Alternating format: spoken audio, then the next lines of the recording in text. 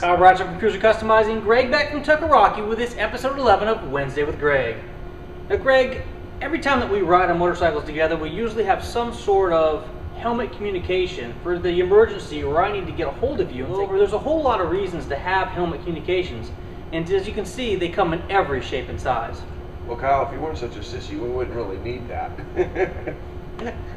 You're right, Greg, but helmet communications, on a serious note, is an extremely important thing to have when riding in a group. Yeah, and they've come a long way. When I first started doing this, the Love phone was the best communicator, and it was simply a tube and a mouthpiece and an earplug, and you talk pretty much through the tube, like talking through a straw.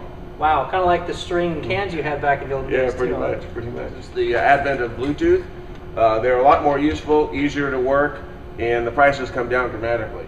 As you can see here on the table in front of me, the advance in technology of motorcycle communications have come a long way.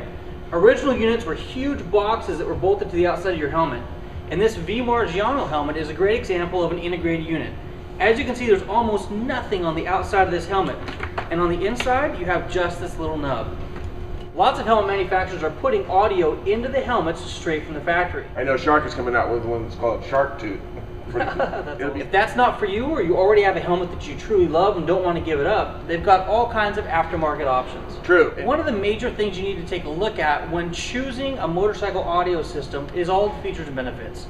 Most of them offer Bluetooth, most of them are wireless, rider to passenger, but there are specific details. Yeah, you know, I prefer to use a fairly simple one.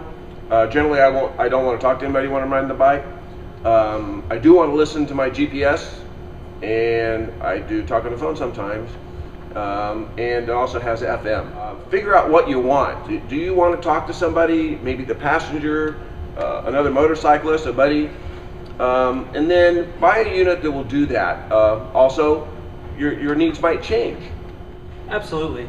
Now, these units are usually purchased either as a single unit or as a set. This ScalaRider G4 and this Sena unit are two of my personal favorites when it comes to a rider-passenger set. Absolutely easy to install, super simple to use, and they give you features and benefits that you can't find with any other units. Yeah, when you're using your intercom, pay attention to the road. I mean, we are motorcyclists and we're riding down the road. It's kind of dangerous.